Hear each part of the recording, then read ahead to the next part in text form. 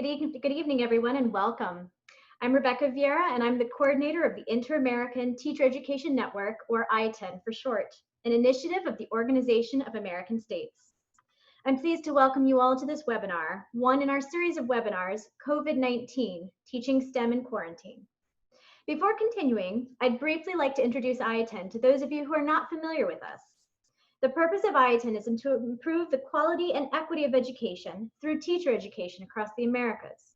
To do so, we offer funds and activities for educational leaders with the intent to resolve problems of policy and practice related to STEM teacher education, in which STEM refers to science, technology, engineering, and mathematics. To learn more about us and how to get involved, please visit our website. We'll be sharing the link at the end of this presentation. Given by ITEN's project team participants, teacher fellows, and other network supporters, this series of webinars' objective is to support the efforts of teachers during this time of quarantine. To join future webinars, again, please visit our webpage, which we'll be sharing after the presentation is over. This evening, we're pleased to have a presentation from a panel of master teachers from the Ministry of Education, Youth and Information, Jamaica Teaching Council. Speakers will include Ms. Kathryn Stewart, Mr. Franklin Burrell, Ms. Charrone Grant, Mrs. Kerry-Ann Bell Fearon, Mrs. Chelsea Campbell-Ellis, Mrs. Beverley Hyatt, and Ms. Tracy-Ann Hall, with a welcome from Mrs. Bhagya Malladi, additional remarks from Ms. Dennesha Frazer, and Dr. Joseph Thomas. This webinar follows an earlier presentation given by Mrs. Bhagya Malladi. Tonight's presentation was conceived by her as a response to her desire to show her own growth as an ITEN Teacher Fellow and to showcase the work of Jamaica's master teachers. We hope that you enjoy the fruits of her work to support the collaboration of master teachers in different subject areas to demonstrate their talents and skills in teaching STEM. Tonight's presentation will be approximately an hour and a half, and during the presentation, because there are so many speakers, we welcome you to ask questions using the Q&A tool. Please don't type your questions in the chat just because they tend to get lost among all the messages. During the presentation, after the panelists have spoken, they might be able to answer some of your questions right away, but otherwise we'll definitely have 15 to 20 minutes or so at the end for live question and answers as well. This webinar will be recorded and the recording will be linked through ITEN's webinars page. In approximately 24 hours, you'll receive a notice that the recording is uploaded so you can access it or share it. The message that you receive via email will also serve as evidence of your attendance in place of a certificate in case you do need to show it to your administrators. Additionally, we'd like to express our gratitude to the Educational Portal of the Americas, which is providing support to transmit this presentation live via their Facebook page, and especially to our donor, the U.S. Mission to the OAS. At the conclusion of the webinar, please do not forget to complete the brief survey, which will be helpful to us in determining future webinars. So thank you very much. And at this point, I'll pass the presentation over to Jamaica's master teachers.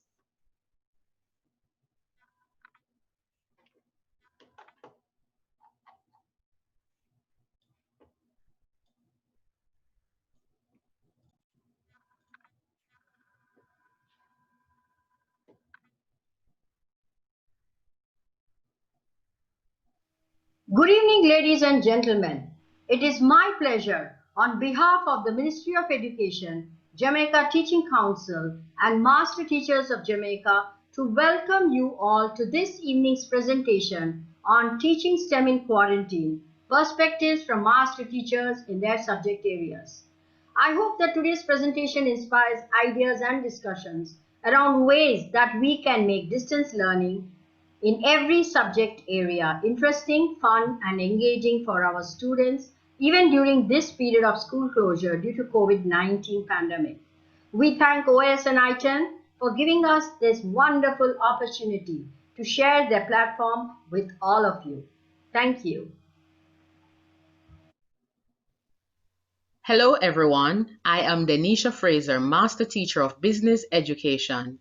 I will guide you through the presentations from the Master Teachers in Jamaica on teaching STEM in quarantine.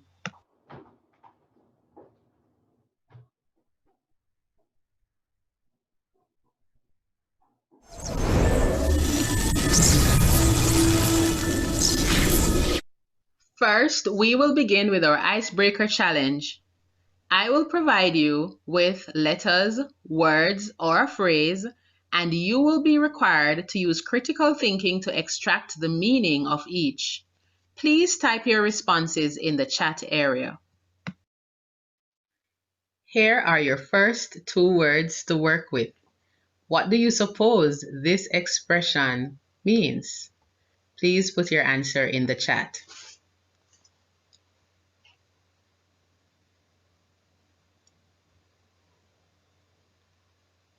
Very good responses. Thank you. You guessed it. He is besides himself. Let's move to the next one. What do you suppose this one means? ECNALG. Let's get some answers in the chat.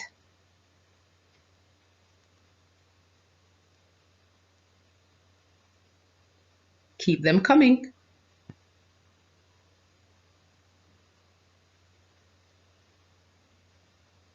Very good. The correct answer is backward glance or glance behind. You'd recognize that the word glance was spelled in a backward way. Another very interesting one. Let's see what you have to say in the chat about this one. What do you suppose this one means?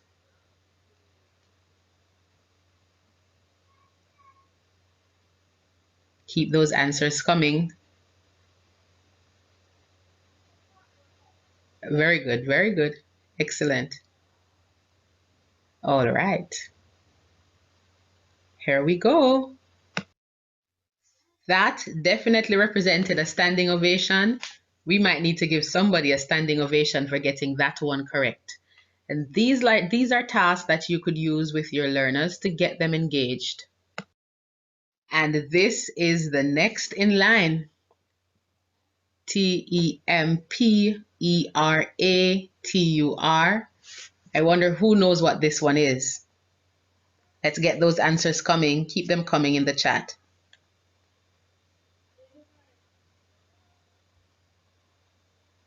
Thank you for your participation. You are being very good participants. That one represented changing temperature. You could see the temperature on different levels. Excellent, excellent, excellent try. Moving on to this very interesting one. What do you think this one represents? Here we go. Yes, yes, yes. Please remember to type your answers in the chat. Great answers, great answers. Thank you so very much. Of course, it represents a broken heart. Of course. Very good. On this slide, we have known and good. What do you think this one represents? This is one of the easier ones. Let's see how quickly we solve this one. Remember to type your answers in the chat. Thank you for being such a vibrant audience. Excellent. Thanks so much. It definitely represents good afternoon. Good afternoon. As we move closer to the end of our icebreaker challenge, here is this very interesting slide. So we have two S's, HOWER. What do you suppose this one represents? Please keep your answers coming in the chat. Thank you so much for your vibrant participation. Let's see who got this one correct. Represents scattered showers. Did you see how those letters for showers are all over the page? For this one, it might be a little more challenging. there is a line, and then there's the word program, but some genius might be able to just tell me what this one is. Let's see who will get this one correct. Type your answers in the chat, and let's keep this going.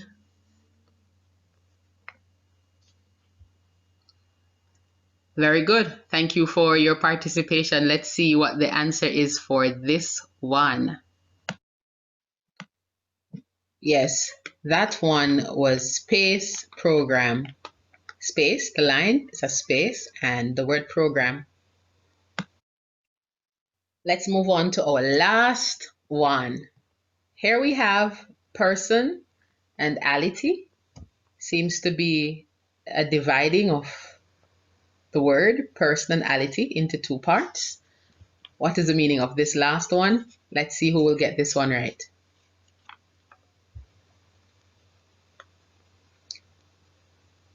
Thanks for those persons who are so excellent in the chat. Excellent. Thank you so much.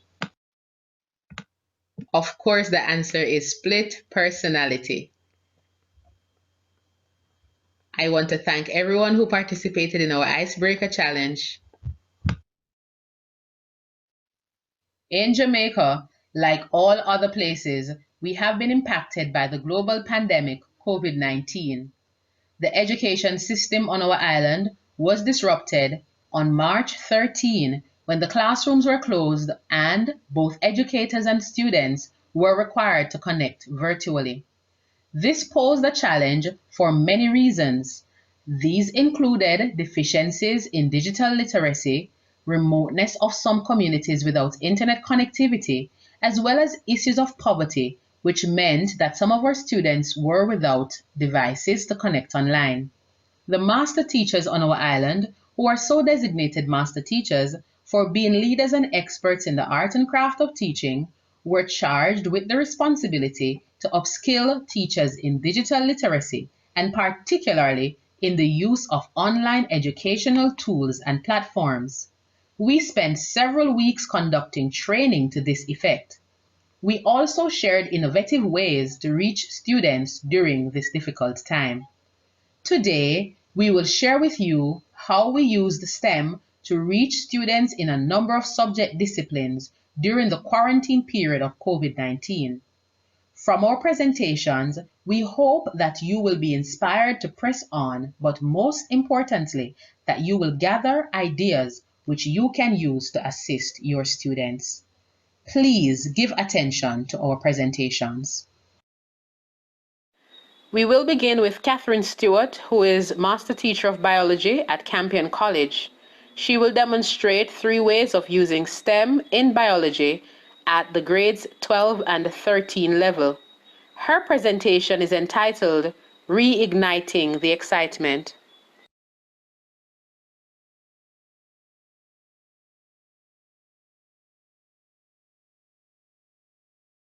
Hi, my name is Kathryn Stewart, and it's a privilege to share how I have integrated STEM in my biology lessons during quarantine.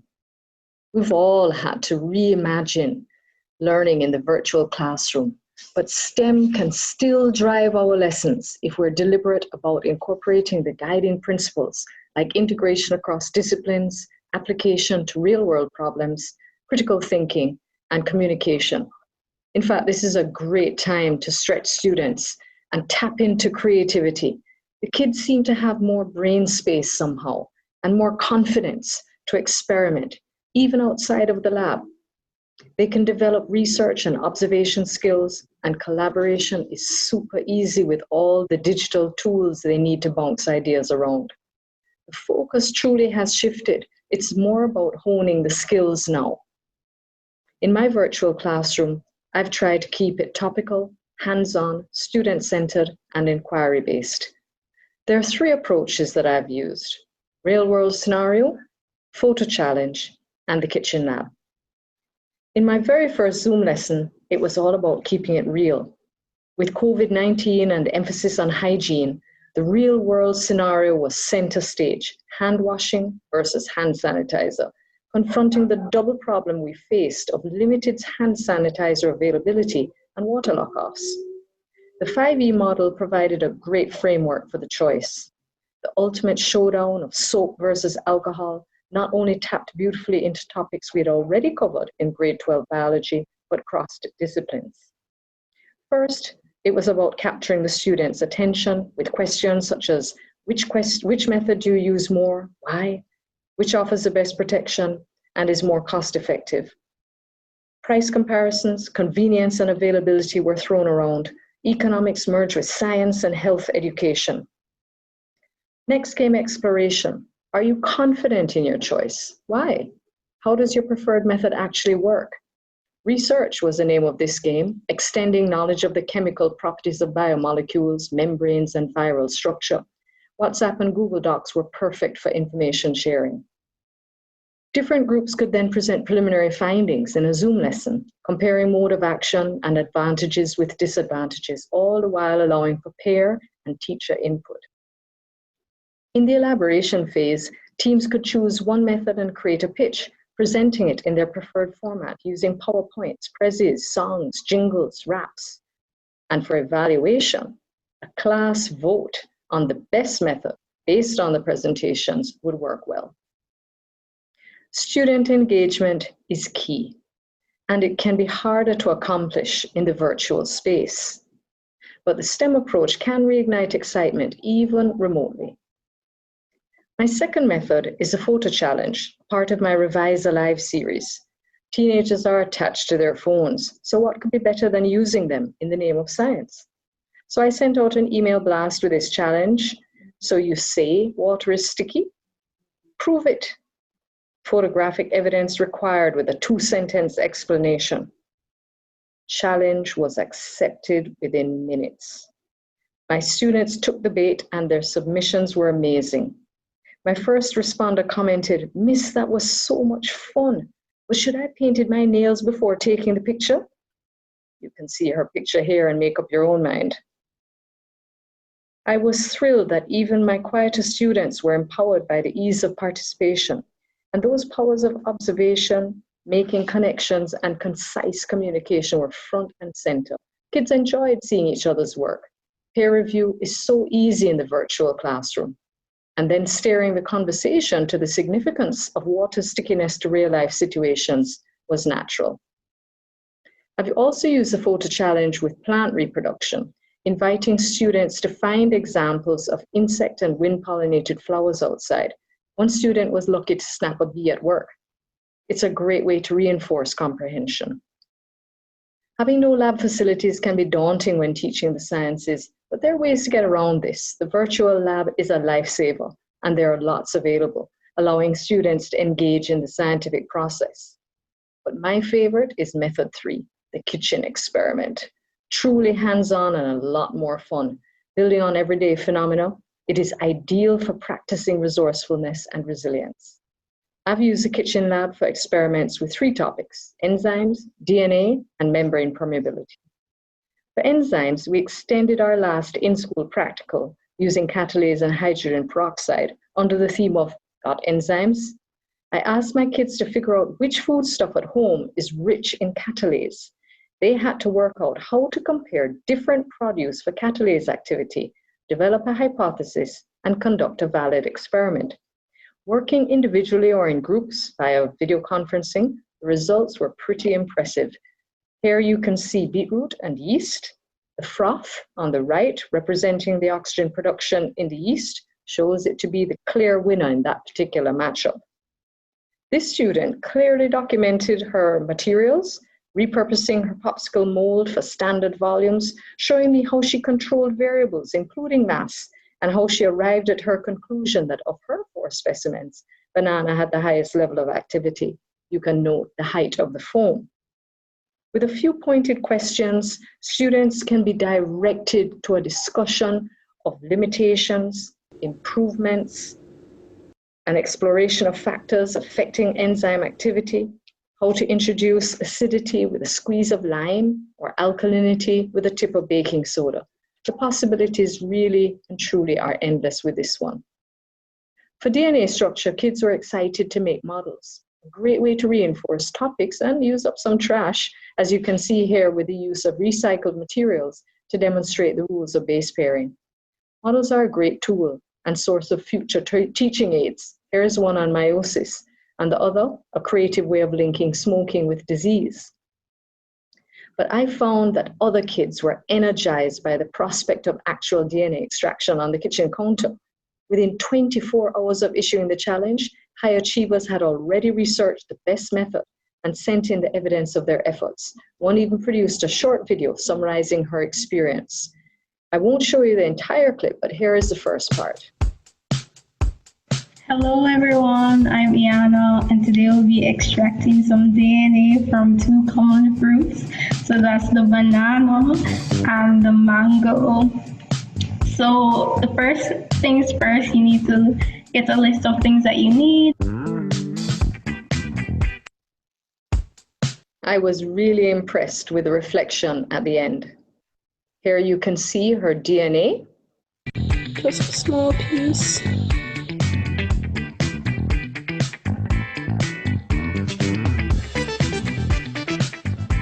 With the bananas and it failed horribly.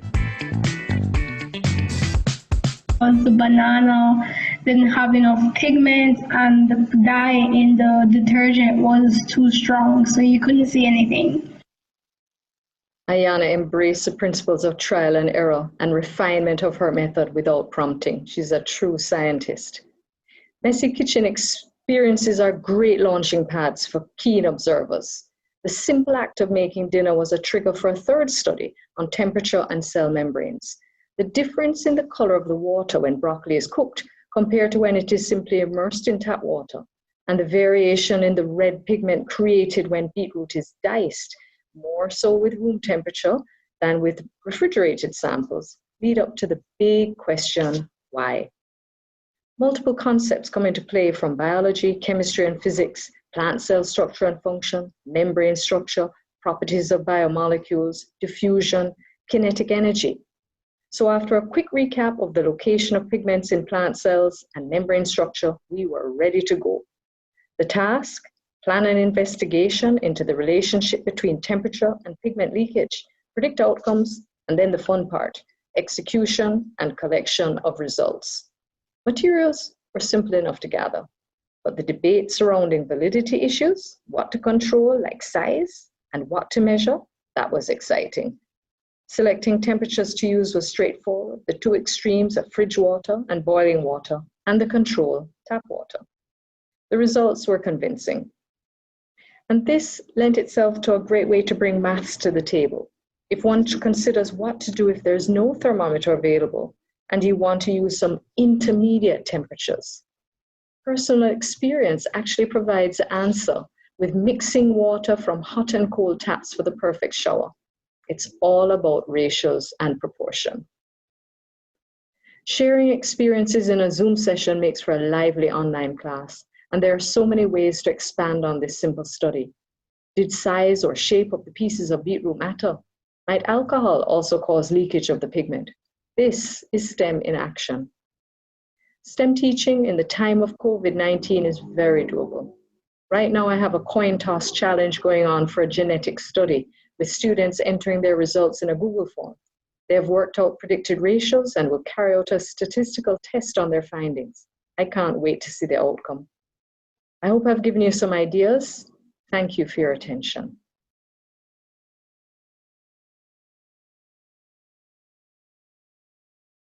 Now we will hear from Franklin Burrell, who is a master teacher of chemistry at the St. Andrew High School for Girls. His lesson will capture the objective, the effect of temperature on solubility, comparison of the solubility of salt when dissolved in 3 different temperatures of water.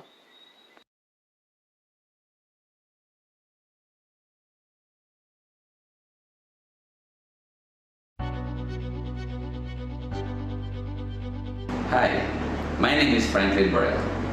I'm a master teacher at the St. Andrew School for Girls in Jamaica. This is my perspective on teaching chemistry in quarantine. The first thing that we are going to do is to use technology to convey ideas and information clearly and effectively so that the students can foster the ability to work effectively either independently or in groups. So at school, we would have used analytical balance to measure the mass of our salt. But during quarantine, we wouldn't have this at our house or homes, so we are going to replace that with a scale that is used in baking. This can be found at any supercenter. That is used for measuring mass of our salt. Here we have a measuring cylinder which is used to measure volume. At home, again, we would not have a measuring cylinder lying around, so we can use our measuring cups used in baking, and there are several types of measuring cups that you can use. We have a thermometer, and the thermometer is used for measuring temperature.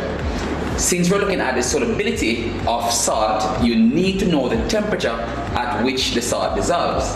So you can find thermometers at your local pharmacy that can be used in this case. We have beakers, and these are used to measure volume. Again, you can use the measuring cups to replace the beakers. Students did some drawings of the salt and water. Some students had the option of creating models, and others did some drawing. Then other students created or explored the different solubility of salts at different temperature. The first student sample here did cold water at 8 degrees Celsius, and they poured 60 grams of salt into the 200 ml of water and stirred, and it took that person 121 seconds to dissolve. The second student did the same experiment but using room temperature water, and found out that it took 59 seconds for the salt to dissolve. The other student used hot water, and that student stirred and realized that the time that it took to dissolve the water at 95 degrees Celsius, it took 47 seconds.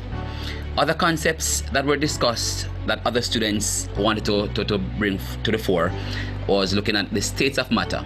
And here we have some students discussing the 3 states of matter, giving their own explanation and understanding of the concepts, after which the class discussed.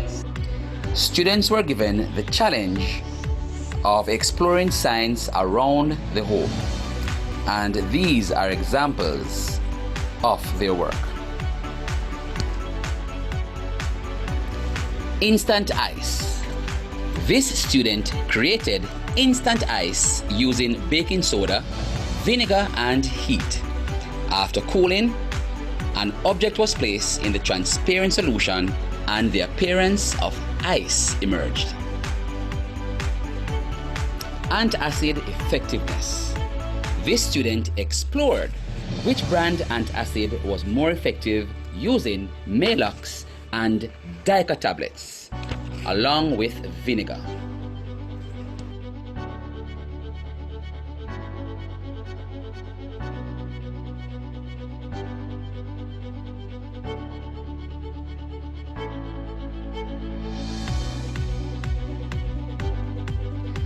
Here we see where the oxidizing strength of 2 brands of bleach was put to the test using red wine. Following this, another student did the same experiment but using Coca-Cola soft drink.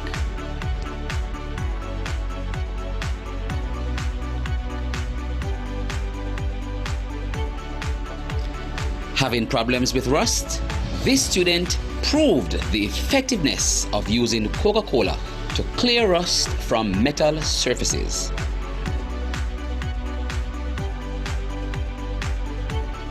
Larva lamp.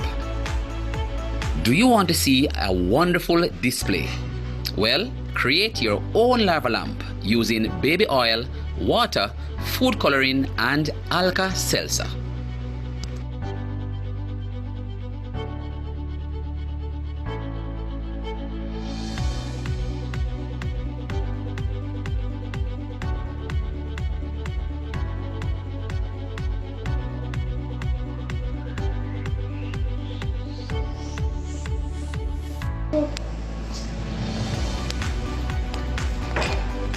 so cool. Lava lamp. DIY home experiment during quarantine. This student attempted the vacuum egg drop by placing hot water in a bottle, pouring it out immediately and placing a boiled egg on top of the bottle. The egg should be pulled through whole, but the pulling force broke the egg.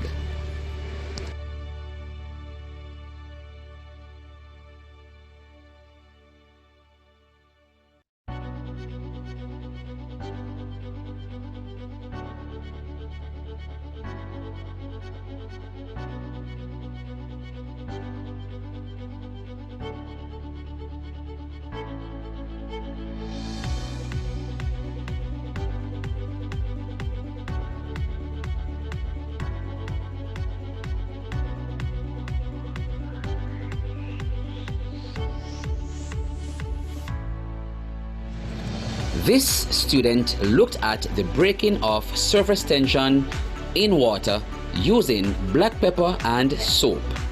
She expressed the importance of using soap when washing hands. Science in the home. Today we will be experimenting on soap on surface tension.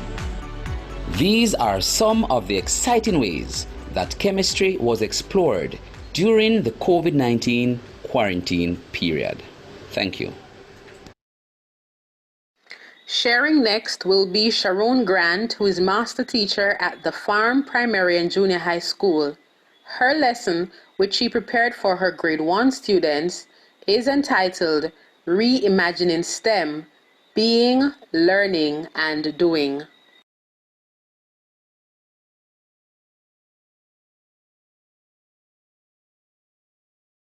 The pictures in this slide will show how the children and parents collaborated to meet the objectives, strands, and benchmarks of the National Standards Curriculum in and across mathematics, language arts, and integrated studies while developing their thinking, creativity, and curiosity, and how these are applicable in their natural world.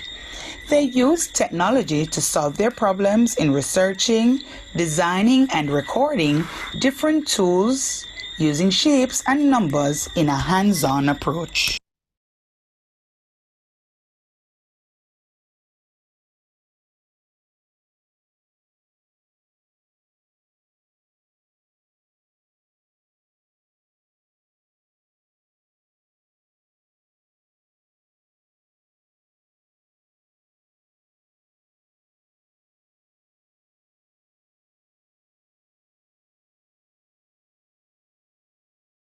Master teacher of Spanish, Kerry-Ann Bell Fearon from Clarendon College, will take us through her presentation entitled Fostering Creativity, Collaboration, and Critical Thinking in the Foreign Language Classroom through STEM Integration.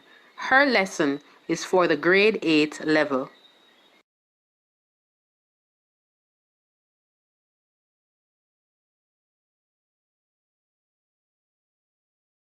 Buenas tardes a todos y bienvenidos a la clase de hoy. Y el tema de hoy es en la oficina del médico. Aquí están los objetivos. Número 1, identificar algunos problemas de salud. Número 2, hablar de la temperatura corporal. Y número 3, dar consejos. Y la gramática. Deber con el infinitivo. Necesitar con el infinitivo. Y tener que con el infinitivo. Y finalmente, aquí está el vocabulario de hoy. Y ahora vamos a la primera actividad para practicar el vocabulario. Y ustedes pueden ir a Google Classroom para esta actividad y tienen 5 minutos. hagan clic en cada palabra para ver el significado. Ejemplo, tos,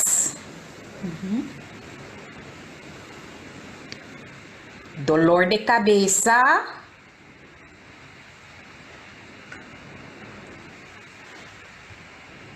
gripe,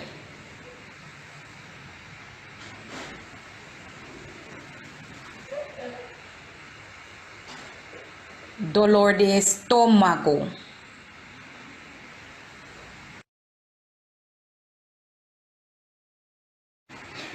¿Han terminados? Muy bien.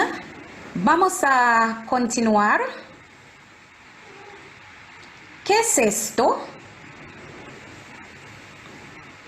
Muy bien. Es un termómetro. Muy bien. ¿Y para qué sirve un termómetro? Excelente. Para medir la temperatura corporal. Muy bien. ¿Y cuál es una temperatura normal? Sí, una temperatura normal está entre 35 y 37 grados. Muy bien. Y una temperatura de más de 38 grados es fiebre. Muy bien. Y ahora vamos a la próxima actividad.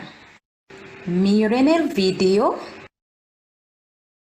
y rellenen las expresiones que faltan para el médico y cada paciente.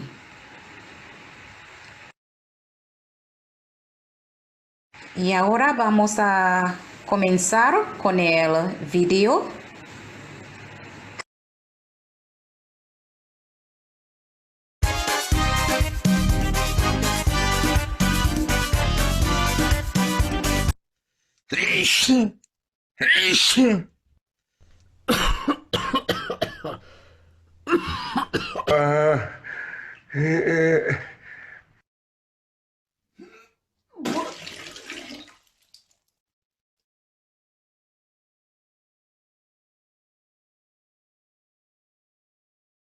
Buenos días, señor.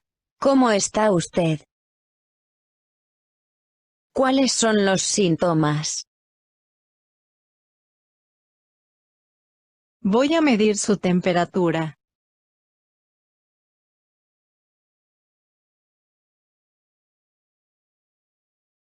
¿Cuál es mi temperatura?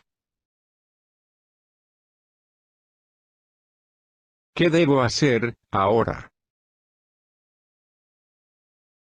Adiós, y muchas gracias por ayudar.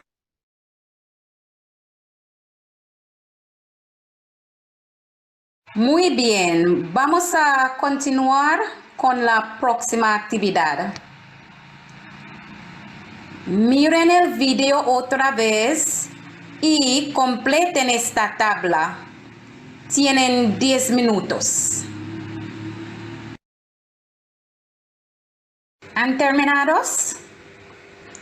Entonces vamos a continuar. ¿Cuántos pacientes hay?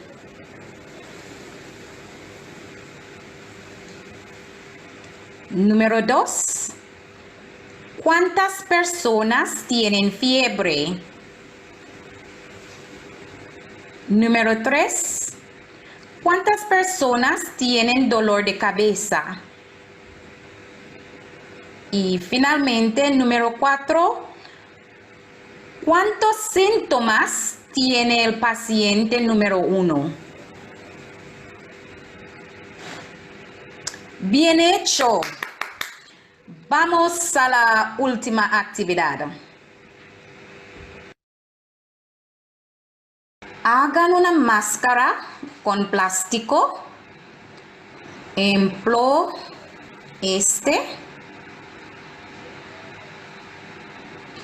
Saquen fotos. Número 2.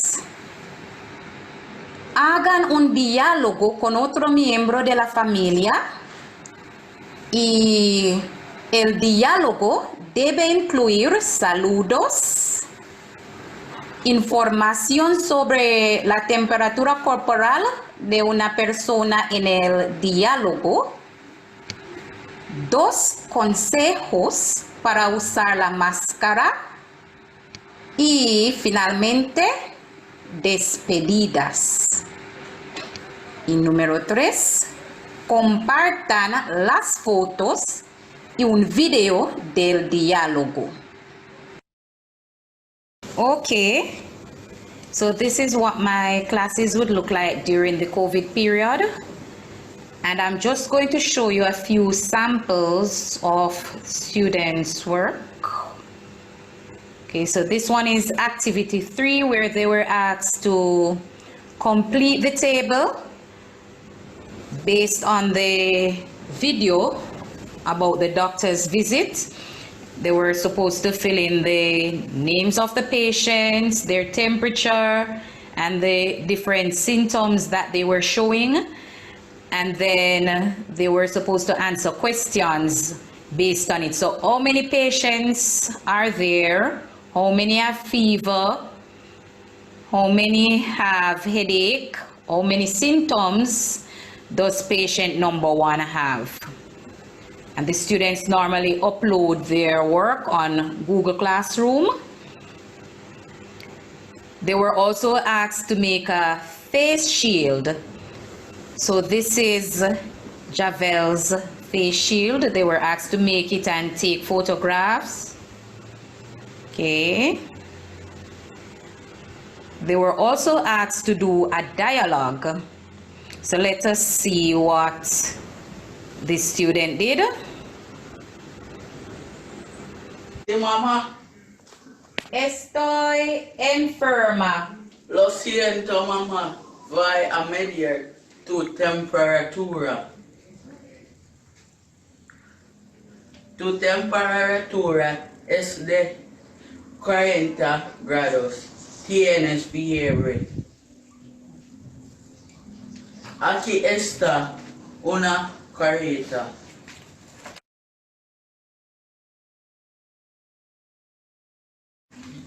Tienes que usar la careta cuando salir de la casa. Debes limpiar la careta con alcohol. Gracias.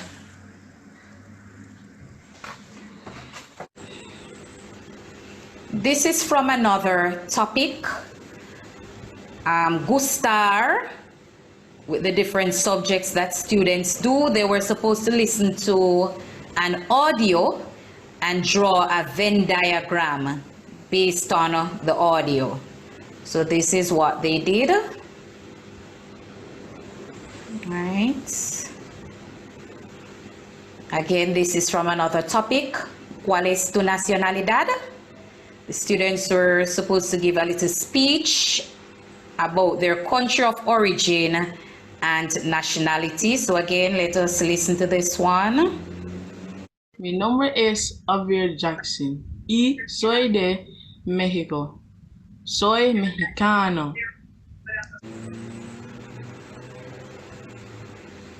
And I'll stop here for today. Thank you for listening. Adios. Please give attention to the presentation of Chelsea Campbell-Ellis, who is Master Teacher of English at the Herbert Morrison Technical High School.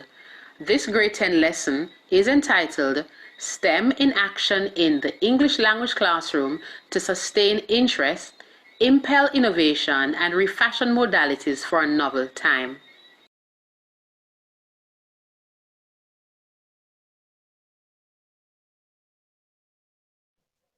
This is STEM in English Language via Distance Learning. I am Chelsea Campbell-Ellis. A very special thanks to JTC and I-10 for giving me this opportunity to share on a global platform. Let's delve. Oh, but wait, I think we are being interrupted by an item of news. Let's listen to see what this is all about.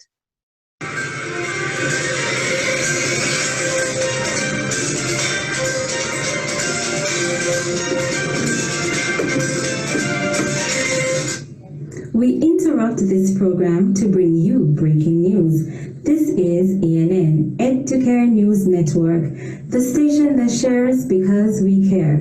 News just coming in has confirmed that an English language teacher is incorporating science, technology, engineering, and math in the delivery of her lessons during the COVID-19 pandemic.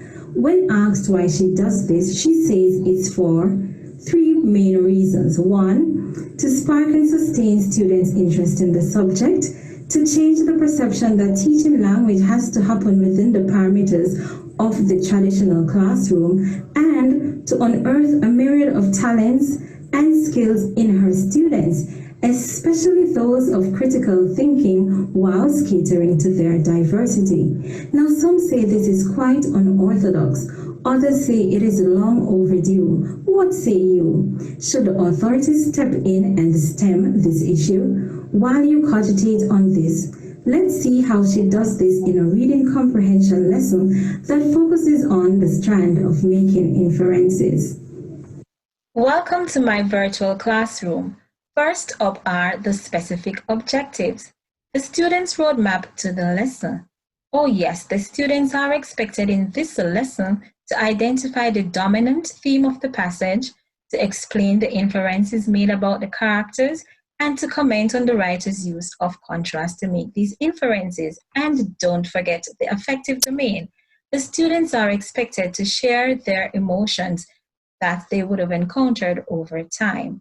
Now, this lesson reflects the 5 E's as well as the 4 C's. And so throughout, the students are given an opportunity to engage, to explore, to elaborate, to explain, as well as to think critically, to collaborate, to be very creative, and to communicate.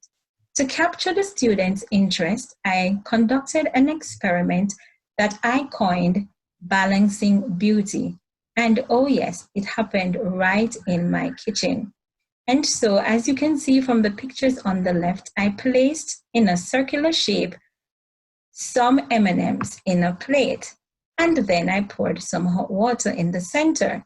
Now, as soon as the hot water touched the M&Ms, they started to strip, and a beautiful liquid rainbow converged at the center.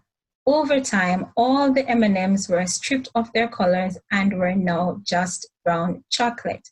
To establish the context of teaching inferences, I asked the students to pretend that the M&Ms represent people and followed up with these questions. What can be inferred about people? What do you think is the significance of the M&Ms being arranged in a circle? Why do you think the hot water stripped the M&Ms? What could the hot water represent? These were some of the responses I'll share with you. One student said that we are the same no matter what we look like on the outside, and we should be treated equally. Another student commented that being different doesn't mean we are less than. Another student indicated that we are the world, and together we must unite to produce greatness in different ways.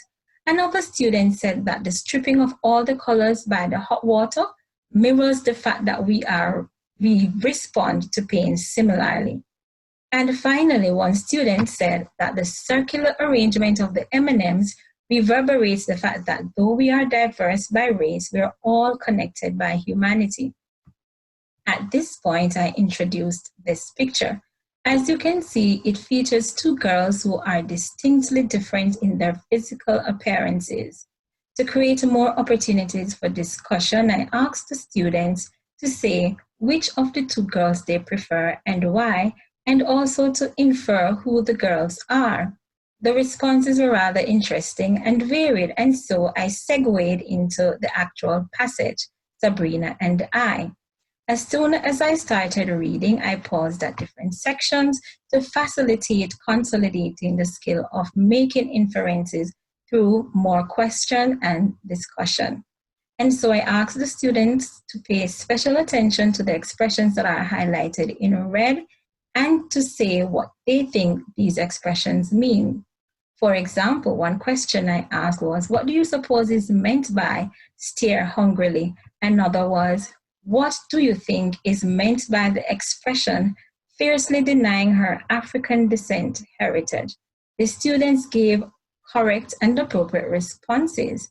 In fact, one student inferred that she believes that the reason for the narrator being nameless is to underscore the fact that she really feels unimportant and inadequate. I then gave the students another opportunity to share how they feel through an activity that is called the Emotastic Challenge.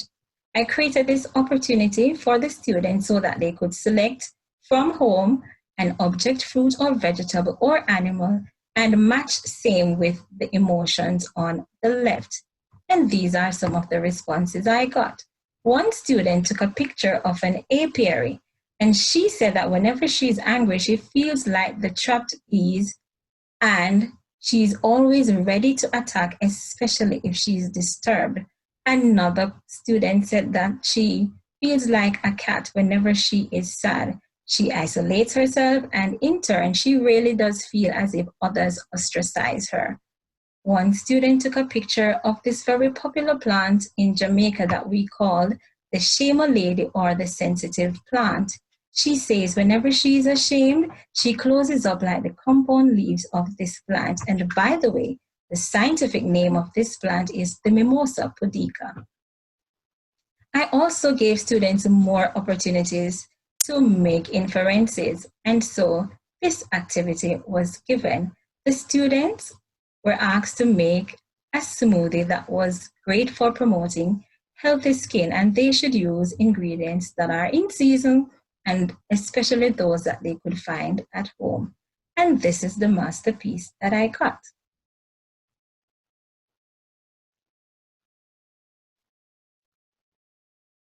So this is made from cherries and a mango and a bit of ginger.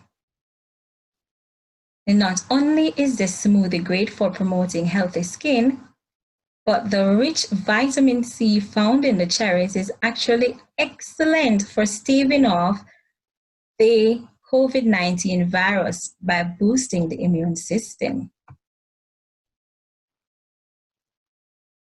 Another student produced this, a self-motivational TikTok highlighting 4 positive influences that were inferred from the passage.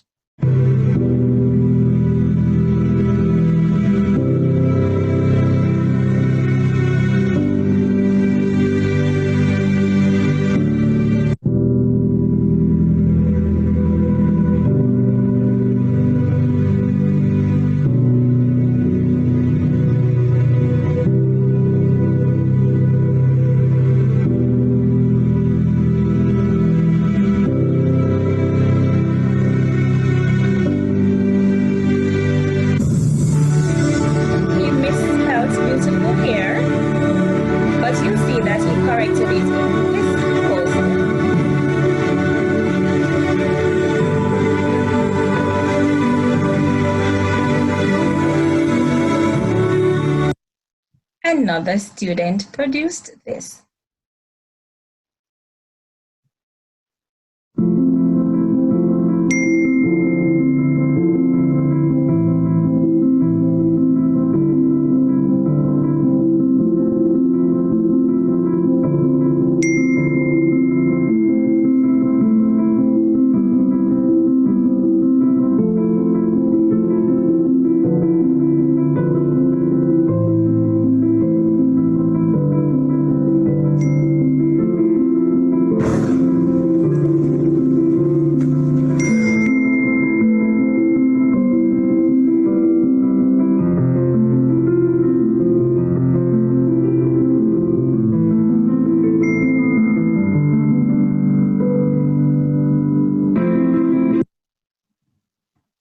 And here, another student did this. It is a survey that was done among 16 persons, and based on his findings, he's declaring that 6% more girls are likely to be uncomfortable in their skin. Another student did this. This student produced a Venn diagram showing the contrast between the girls that were represented in the passage.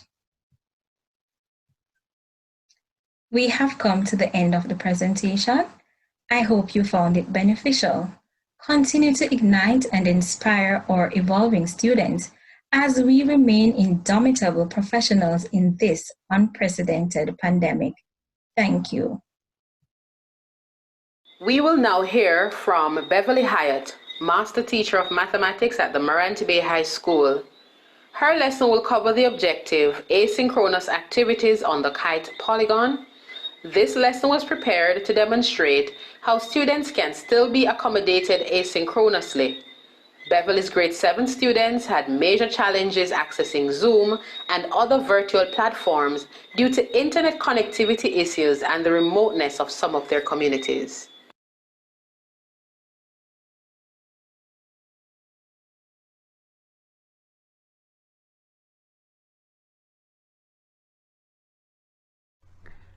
Are you experiencing boredom in this period of COVID-19 and stay-at-home order?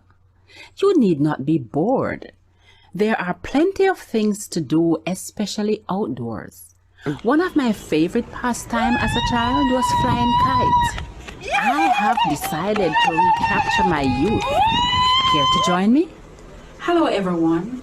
My name is Beverley Hyatt and I am a master teacher of mathematics at the Morant Bay High School in the parish of St. Thomas, Jamaica. Like you, our schools have been closed and we have been experiencing challenges. In my rural parish, St. Thomas, we have grave internet challenges and many students are not able to benefit from the virtual teaching. However, we are not daunted by this and the business of education continues. It is my pleasure to share with you today one of the STEM activities for the period of quarantine. Can you guess what that is? Certainly, it is kite making. So let's get started. The first thing I did was to ensure that my kite making activity aligns with the curriculum standards. I then developed my objectives on what I wanted my students to learn from the activity. I decided that my activity would be in 4 phases. 1, the research phase. 2, the blueprint phase. 3, the kite making phase. And 4, the kite flying phase. This activity is for grade 7. Now, in quarantine, things are a bit different. The students do not have the teacher in their immediate surrounding. Hence the need to make preparations that mitigate anxieties and frustrations. This I did in the form of checklist. I have 5 checklists to guide my students throughout the process. The students have the option to return these via email, WhatsApp, or drop-off. So now I am going to take you through each phase. Okay, so for the research phase, checklist number 1, the students are told what they are supposed to do. They will research the history of the kite and they will also look at the polygon, the kite, and make comparisons. Now, I did not leave them on their own, however. I provided them with 3 links. One link they would have to read about the history of the kite, but seeing that the polygon is my focus, I provided 2 video links to the polygon. Now, the students are encouraged to research further and share what they have found. They will then complete the activity sheet, 2 things they discovered about the history of the kite, and 5 things that they learned about the polygon. Okay, so checklist number 1 is out of the way. We are now moving on to checklist number 2, the blueprint phase. Now I give them a little explanation as to what a blueprint is, that it is also called a plan, and it is just a guide for making something, a design or a pattern that one can follow. I also told them about the engineer, that there are times that they have to do research to help them when they are making their plans. Now I encourage them to use research to help them as they move into their engineering phase. And I put this in steps. Step 1, they're asked to review what they learned about the properties of the kite and then use that knowledge to guide the process. Step 2, they will draw the blueprint of the kite on graph paper using any measurement of their choice. But they are to ensure that the 2 adjacent lines at the top are equal and the 2 adjacent lines at the bottom are equal. They will also name each vertex A, B, C, and D.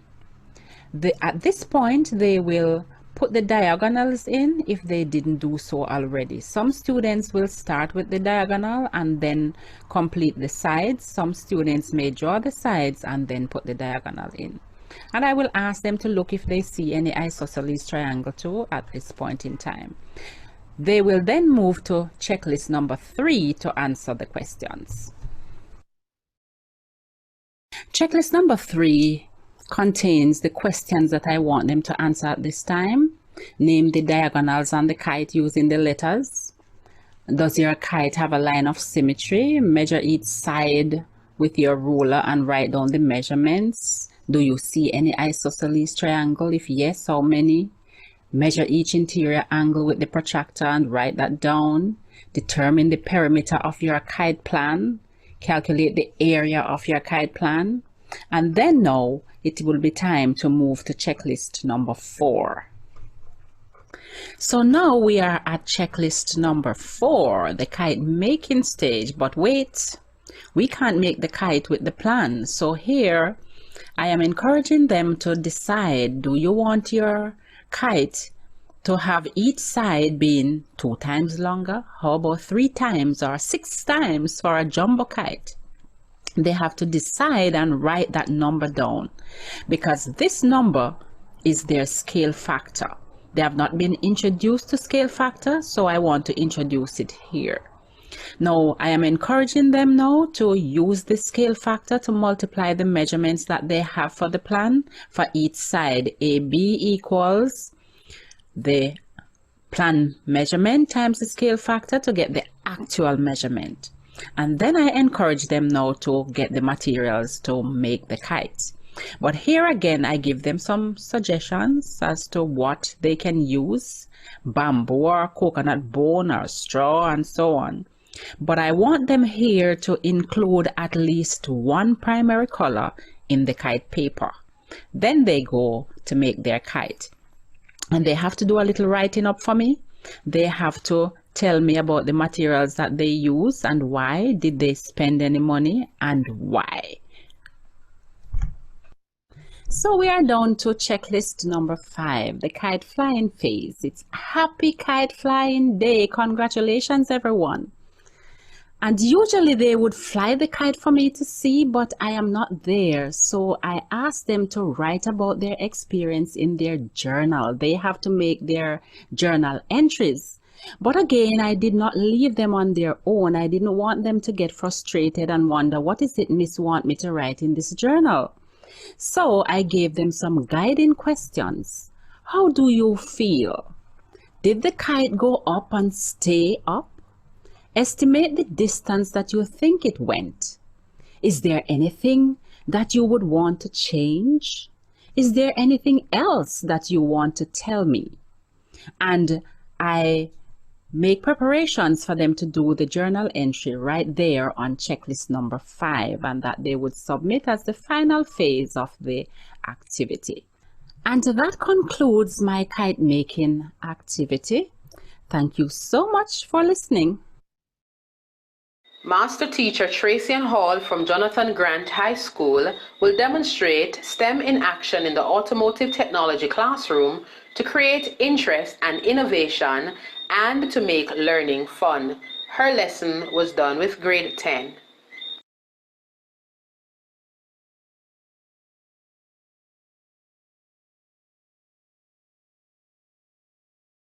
Welcome to Automotive Technology.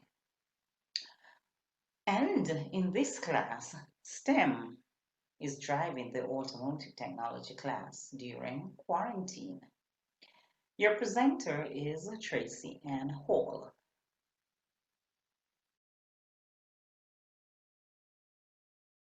Now, we are here in this climate, which was so calm and peaceful. But then, abruptly, it was interrupted by the coronavirus, COVID-19. We were all sailing smoothly until we came to a halt, which threw us into a tailspin, because here we are, having our students all confused and afraid, and we have to send them home. However, we had to get innovative. Now I'm going to take you on our timeline. Now, on March 12, 2020, I was teaching and my students were having fun and learning. My students usually have fun whether they're in the classroom or in the workshop. However, on March 13, all was silent. There were no students in my class. And this was so sad for me. But on March 16, we started a new normal. This new normal was something that my students and I have never thought about. We have never discussed before. But it was thrust upon us. It's called online class. So we all had to learn. My students had to learn how to learn online, and I had to learn how to teach online. April 2020, my students started becoming restless. And some even said, if phones aren't allowed in school, then school shouldn't be allowed on phones. So, I had to get innovative. So in May, I got creative and make online learning even more fun. We all came to a halt on June 24, when our online classes ended for our students. With this new normal, we faced several challenges. Most of my students had no device for online learning. Who had devices? It was either defective, or there were some students who had to wait until their parents get home to use their cell phones.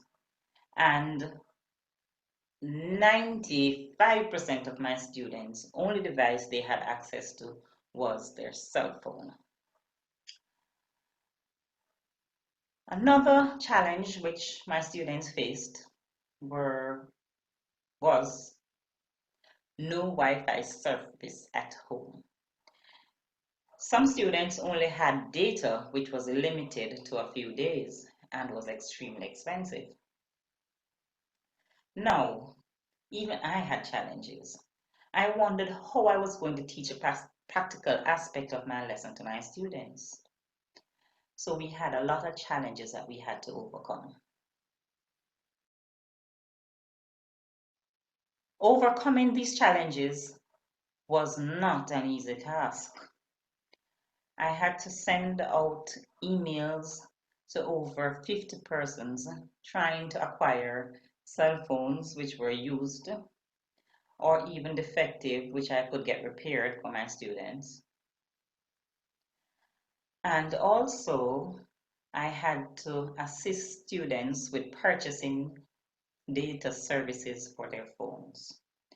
So we had to work out all the challenges we could and proceed with what we had to do. Now, due to the fact that most of my students had only a cell phone, we decided as a group that we would do WhatsApp classes. So this was what most of my classes looked like. It was very interactive. As best as we could, we tried to ensure that, I was teaching effectively and the students were learning. So that was the platform that I used. Getting my students ready for online learning included the use of PowerPoint to deliver lessons, which I had to be creative by creating modern PowerPoint presentations that were beautifully designed and the lesson was arranged clearly. I also used documents that I found online and documents that I had made and send them out to my students. So they had access to automotive magazines. I downloaded automotive textbooks that I could find online and send them to my students. I also used the YouTube, which actually solved my problem with not being able to practically meet with my students and to do their practical tasks. So the WhatsApp videos showed clearly how the practical should be done, and the students also searched for videos related to the topic that we're doing, and they would explain what they have learned. And I would also ensure that they have grasped the concept.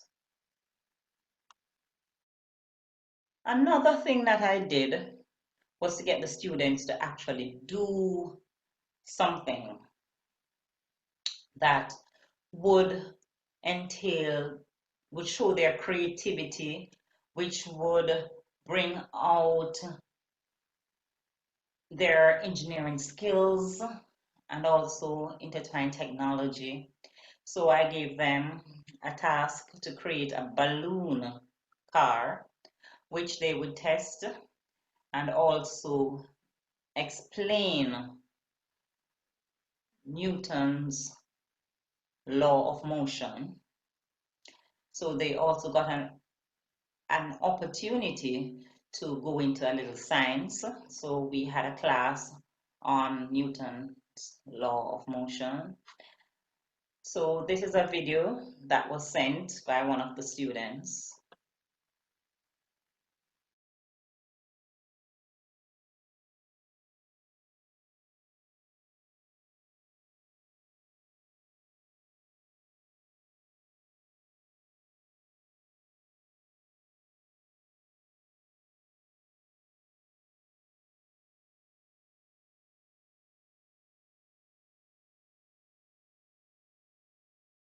PowerPoint lessons were very effective.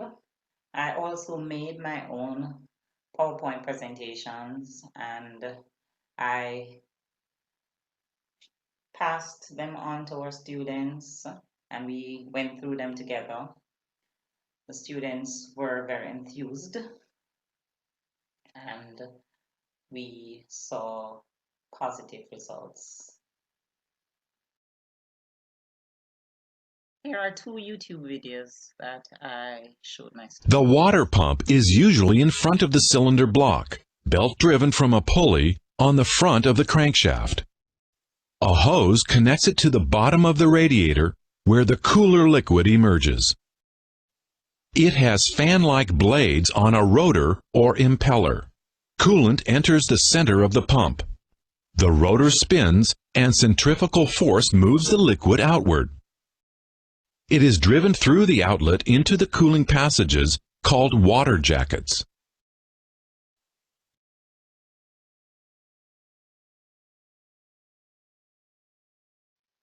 In order to integrate STEM, I had to ensure that students had all the material they needed due to the fact that they had little access to the internet due to the closure of the school and library.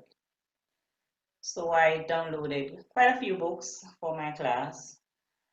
I downloaded math and English for automotive. I downloaded books on technology, automotive computer, and also servicing. So the students actually were able to go through some of these material and then give me their feedback on what they have learned.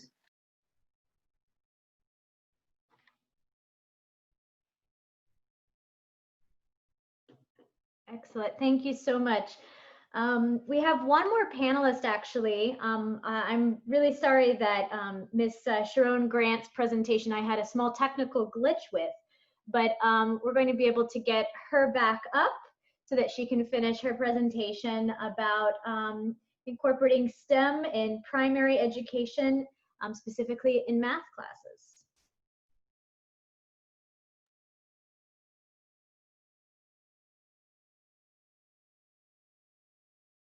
Hi everyone, I am Charrone Grant and I will be presenting on the perspective of the primary teachers here in Jamaica, especially at grade 1.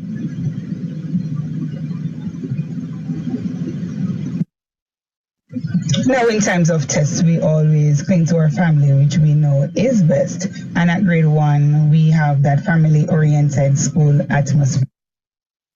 Here is a typical day in our class. Please enjoy the short video. Done. Tell you when to begin. Okay, so what is our letter of the day? A. Letter A. Letter A can be written two ways. How? Capital and common. Thank you very much, Amelia. Now, what sound would a letter A give us? Good job. Now, can anybody tell me now of a word that begins with letter A and has a sound at the beginning? Jonte. Apple. Why are you shouting answers at me? If you have an answer, what do we do? Thank you very much. Yes, Jakela.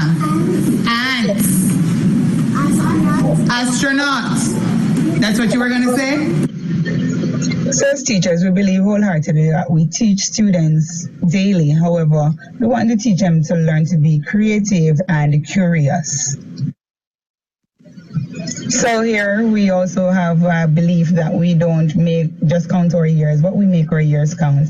And we celebrate with our birthday celebrants as a family where we eat together. Now, then came March 13th when we were told that all classrooms had to be closed. As you can clearly see, nothing is happening. But school was not out for the Ministry of Education here in Jamaica. And here we have at grade 1 our finalized timetable for our public and live classes. We were ready for our online classes. My living room was converted into our classrooms.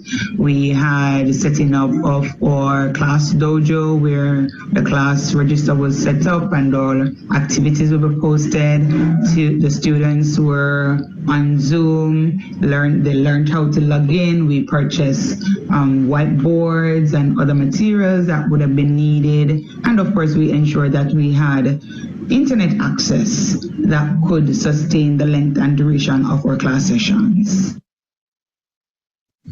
But before we did that, we also had to impart information that was central, it was international, and we are, of course, encouraging them to do their part, stay 6 feet apart, and follow all the do's and don'ts of maintaining social distancing.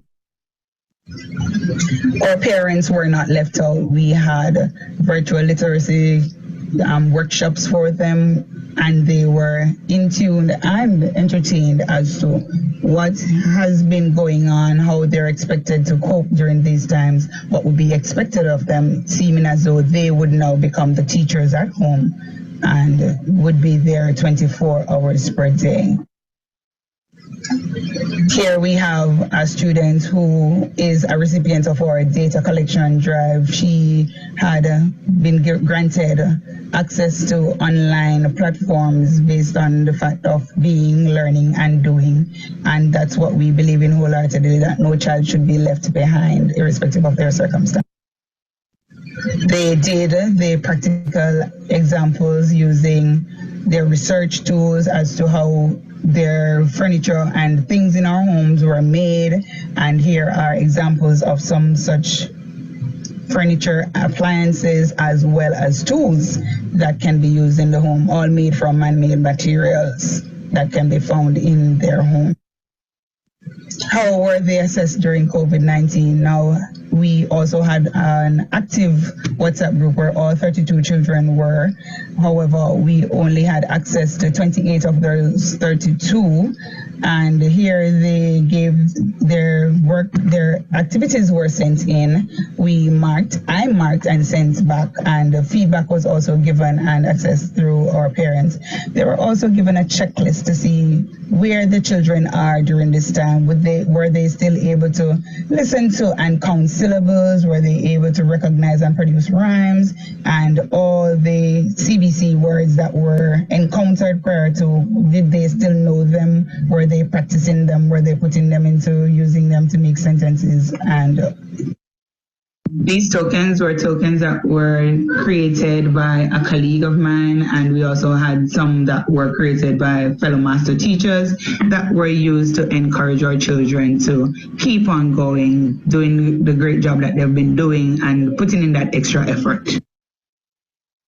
Throughout this treacherous time, we had different interest groups that came in and ensured that we were empowered as teachers on the island. We had the Jamaica Teaching Council, we had the Ministry of Education, and of course, our lovely partnership through the Jamaica Link Ministries, and these were the teachers from Texas with Teaching with Jamaica.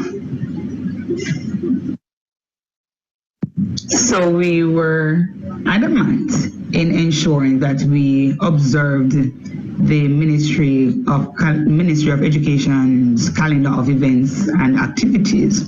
So we went on and we did our Read Across Jamaica Day, where we had different groups, different teachers, different institutions, sending voice recordings, videos, and of course books that our children could have read. We observed Labor Day, encouraging them to do a little bit of work around the house, around the yard. And of course we had Child's Day, we observed Children's Day, and we ensured that we asked them to send even videos of themselves performing activities that they enjoy doing.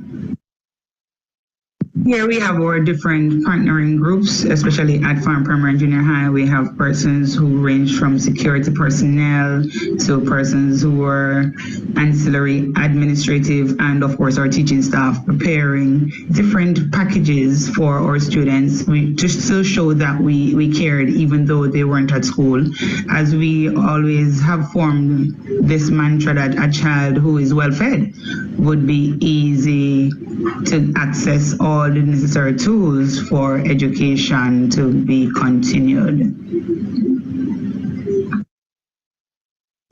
These objectives were our guiding principles that would have been used in our STEM lesson for the students to be able to measure capacity. They would be able to define the term capacity, estimate the capacity of given non-standard containers, compare the capacity of different containers, as well as contrasting the attributes of the containers they will be using and discovering in their immediate surroundings for a better understanding. Nate Marshall, one of our grade 1 students, who was asking, how much does it hold? Supposing I have a bottle of water, what can I do and how would I be able to tell how much it holds? And from our objectives, then we would have asked them to go on a container drive at home to find out all these different containers that they would have been able to find that were non-standard containers that would be used in our measuring activity. From their discussions and of course their bottle container hunts, they were able to also identify these containers in their homes and produce pictorial evidence. We had just a few snaps here, so they came up with cups, pots and pans, as well as plastic jars and Tupperwares that they use to store their fruits and vegetables. 8 Jadenique and John Tate, 2 of our grade 1 students who are actually doing who actually did the activity to show how much it holds using 2 different methods. On the load. Take time.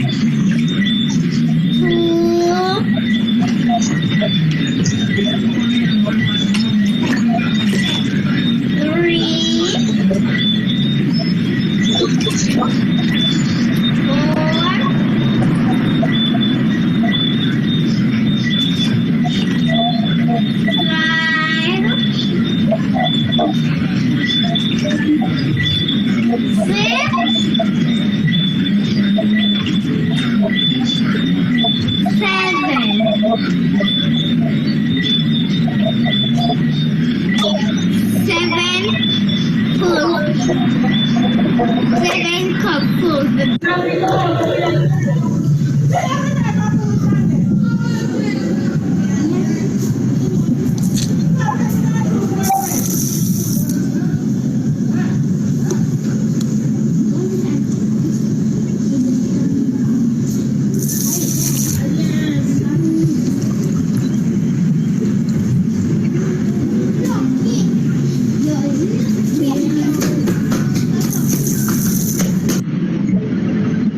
In both videos, you would have heard parents in the background actively assisting, encouraging, videoing, and this was all a part of the process. They were the teachers, they were the active participants, and they were the guiding force behind our children actually getting these activities completed. Our children would have needed a plastic cup, a pitcher filled with water, a funnel, food coloring or powdered paint that would be used to add aesthetics to the water, as well as for them to also determine the level or the capacity of water that's in each clear container, as well as 3 to 6 containers depending on our activity and the age group of our students, whether it's at the infant level or at the higher up primary classes. What they would be doing, they would be filling the plastic cup with water or a larger object, adding the food coloring or the powdered paints, pouring the water from the pitcher into the cup, and then carefully pouring the water into each non-standard container until filled. They would have, of course, be asked to record the number of cups that each would take. And our final evaluatory activity would have been for the children to think and tell what happens when the volume of water is greater than the capacity of the container.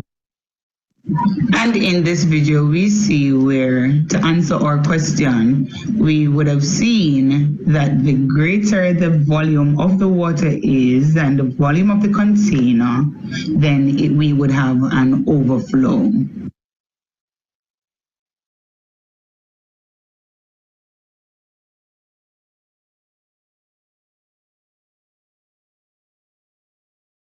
Thank you for watching. I look forward to your questions.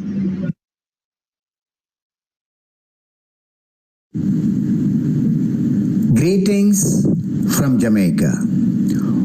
On March 13, 2020, to protect the safety and security of the stakeholders due to COVID-19 pandemic, the government decided to close down the schools in Jamaica.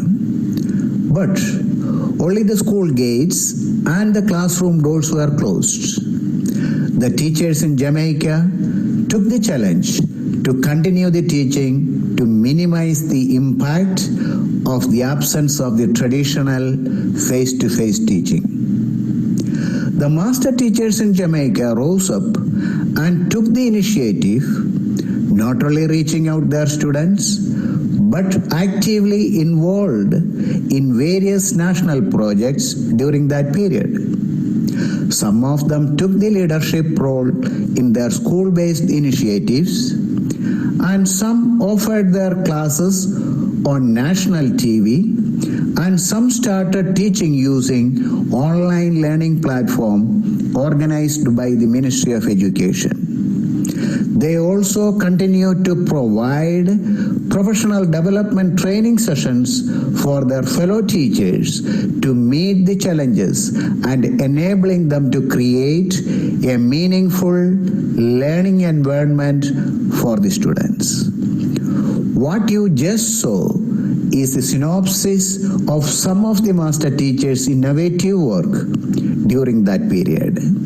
I hope this webinar inspire and motivate the teachers across the world to be innovative, creative, and increase their proficiency in teaching practices.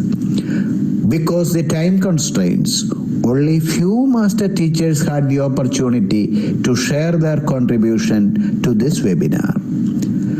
Thanks to IIS for this wonderful opportunity. Thank you for your time.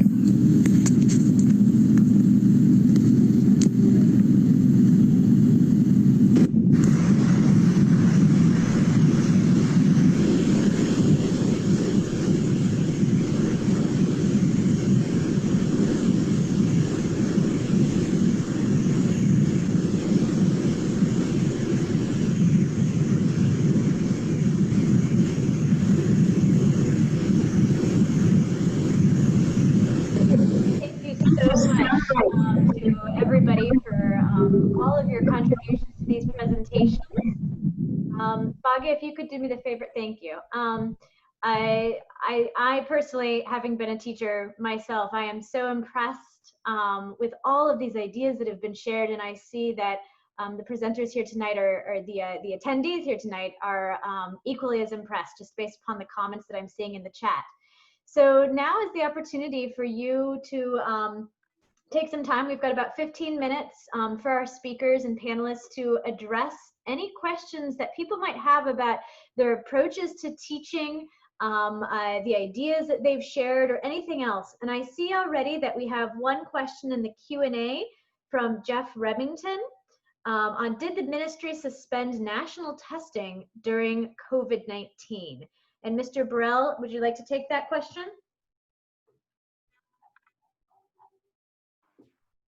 Okay. Go ahead. All right. National testing was not suspended during COVID-19, but persons who got tested, who got sick and went to the hospital or the health centers, they got tested and were quarantined. So it was important to keep testing throughout this process so that persons who needed the help could get that help. Excellent, thank you. As we wait for a few more questions to come through, one of the questions that I have for any of the presenters is, clearly you had some fabulous ideas, and I even wonder, you were probably innovative teachers to begin with, but coronavirus in some sense has really encouraged a lot of people to push their limits. So I'm curious to know from any of you, when you first went into lockdown, was it easy to make this transition? Did you find it stressful? And how did you overcome that as an obstacle? Who'd like to take that one?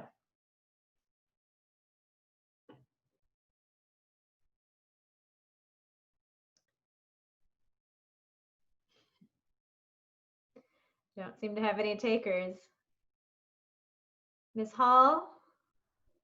Ms. Stewart?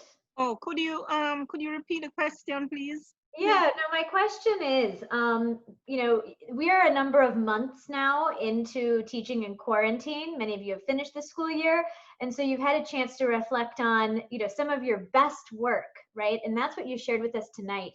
But I'm curious to know if maybe one or two of you would share with us what your initial response was to having to teach in quarantine, and if you had any fear or anxiety or obstacles, how you overcame those, if that makes sense.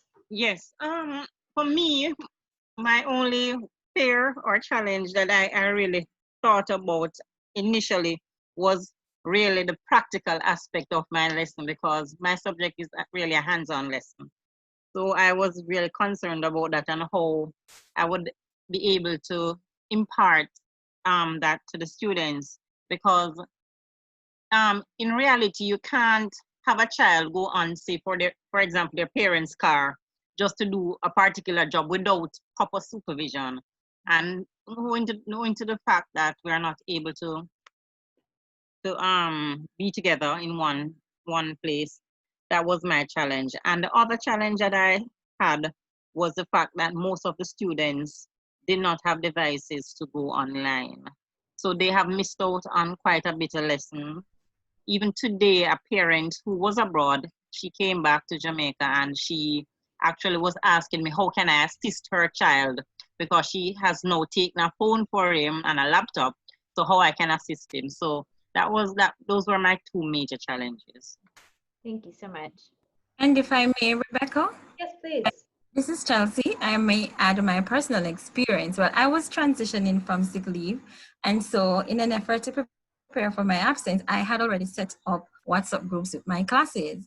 And so the transition was really not too daunting on my part. I was really mostly concerned about connectivity, since most students' Wi-Fi was a bit spotty. I had students telling me that when it was overcast or if it started raining, they would lose connection. And so what I did was, probably most times I would pre-record or send it, and then sometimes I use Google Classroom, but most times it's just WhatsApp. So I pre-record, upload it to WhatsApp, and they'll have it to use at their own pace. And as time progressed, we were able to interact and to exchange opinions. Sometimes it's delayed, but it was not denied. Thank you. Hello? Yes. Yes, somebody brought it to my attention that the person was really asking about national assessment during COVID-19. I read national testing. Okay, so for assessment, students still did assessment, but it was online assessment, was not really used for anything. In terms of external assessment, those are still on. I think we're starting July 13. But in terms of the other students who are not sitting external exams, assessment for them was suspended. Great, thank you for that clarification. You're welcome. All right, we have another question about catering for students with special needs. This is a question that's come up in every single webinar.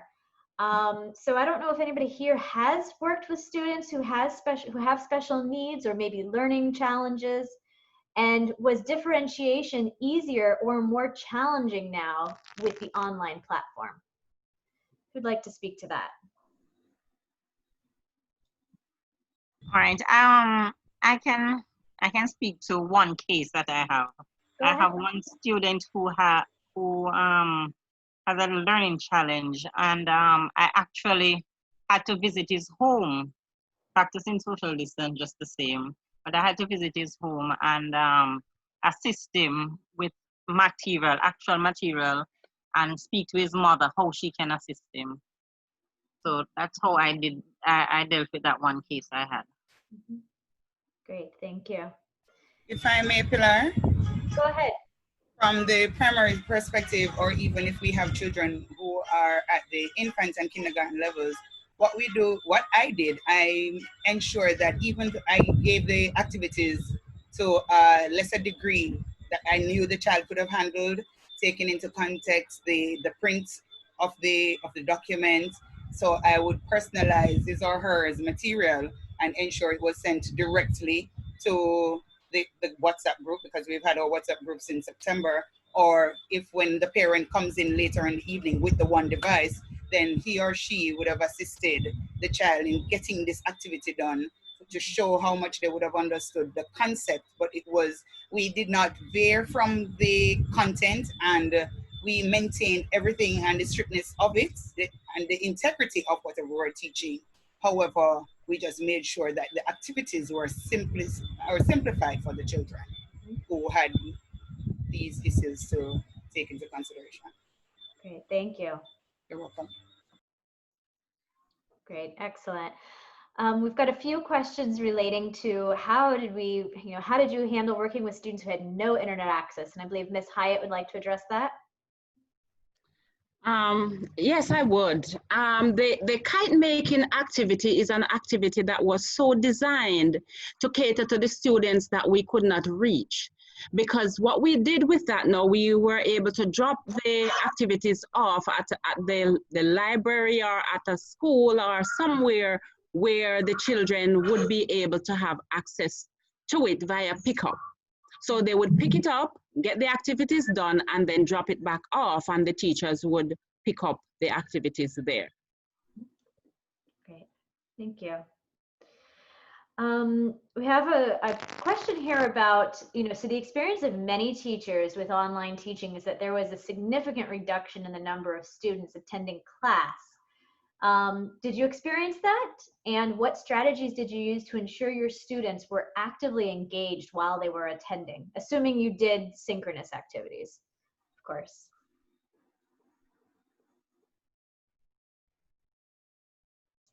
Who'd like to tackle that one?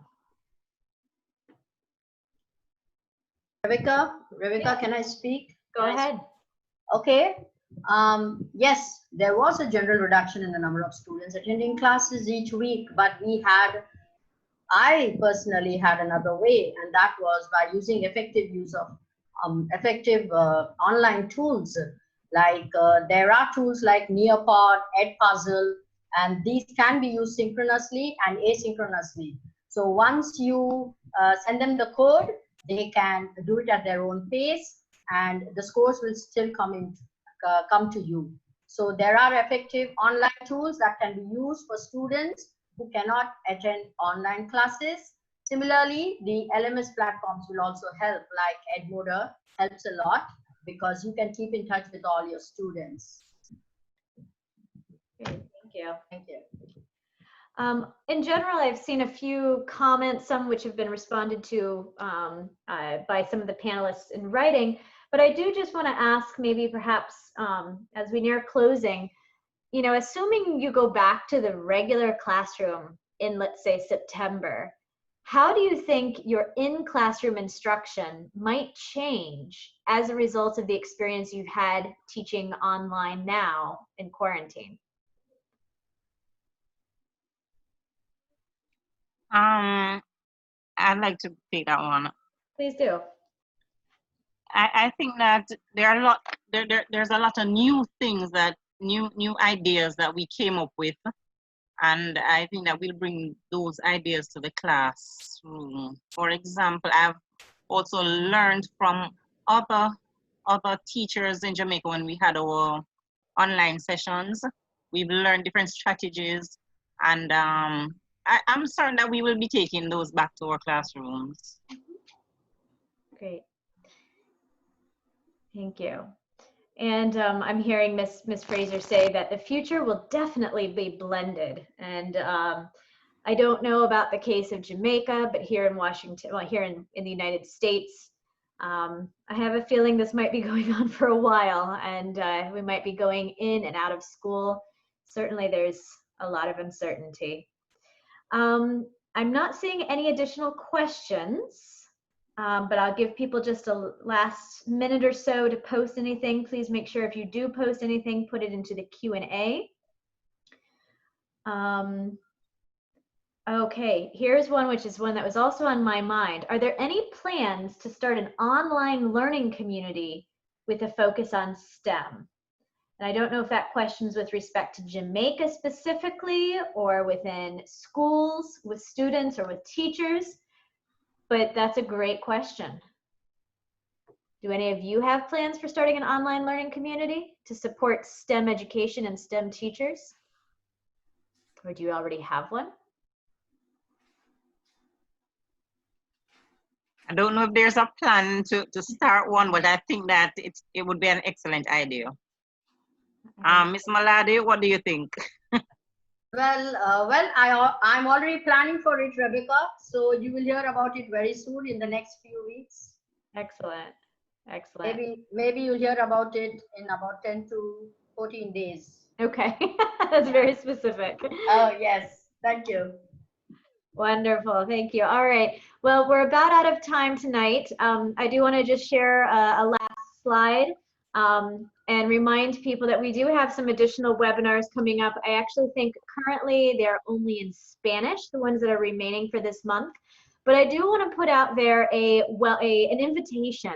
I know the majority of you are Caribbean teachers. Many of you are from across the Americas broadly. But if you have stories like the ones that have been shared tonight, you have a lot to offer.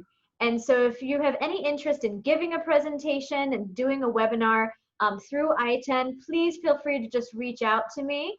You can respond to the email address that you received the confirmation emails from, and somebody will reach out to you. All of the teachers who've presented here tonight, I am so grateful for.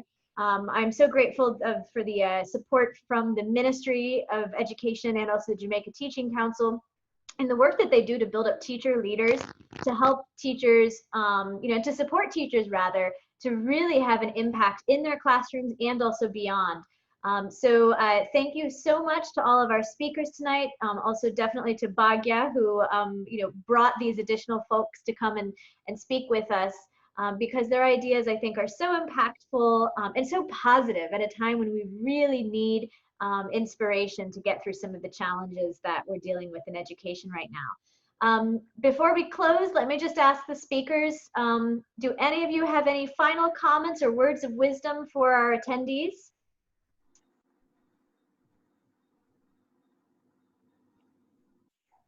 I'm sure that you have a lot more than you could possibly say. Okay, I would like to just thank everyone for participating, and I do hope that they will take away something from this that they can impart to their students. Excellent. I certainly think so. It makes me jealous and makes me want to be a classroom teacher again.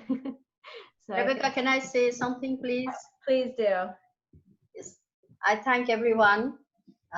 And I thank OSITEN, I thank all the attendees for giving us this wonderful opportunity to share with you all our experiences. And I'm sure that it will inspire, motivate, and we can always share our best practices. So we will keep in touch. Thank you so much. Definitely. All right. And if I may, I would have wanted to go before Mrs. Malladi because she's always a showstopper. However, I want to encourage us as teachers, don't be fearful of the technology, because had it not been, you wouldn't have seen all the goodies that our children were doing and all that we have put into place. So once you have gotten a hang of it, don't be fearful of asking for assistance. There are many, many teachers and some of your students, especially at the high school levels, who are able to assist in no matter what form of putting these presentations together. So I will say, don't be fearful, just grab the bulls by the horn and let's go. 2020 is ours to conquer. Excellent. Yeah. Anyone else?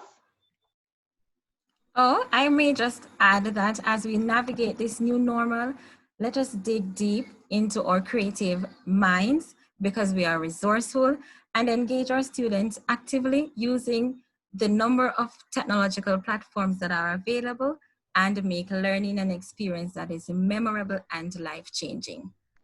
Wonderful. Anybody else? Okay. Just one word. Yes. We know we have a syllabus to complete, but just try to make it as fun and exciting as possible for the students, so that they will be interested in learning, and sharing what they learn with others. Mm-hmm. Great advice. STEM in action. Keep it moving, for sure. And just to add, Rebecca, that not having access to the technology doesn't have to be a showstopper. We are educators and we can find a way. The kite activity was one way, just one way to show that even though the students didn't have access to the devices or the internet, the education still continues. Absolutely. Okay. All right. Well, with that, I think everything you've said is a wonderfully positive closing to this evening. Again, thank you to everyone who's attended. Thank you to all of our speakers. And I certainly hope that all of you stay safe, stay healthy, and stay inspired. Have a wonderful evening. Thank you, and the same to you as well. Thank you. Thank you. Thank you.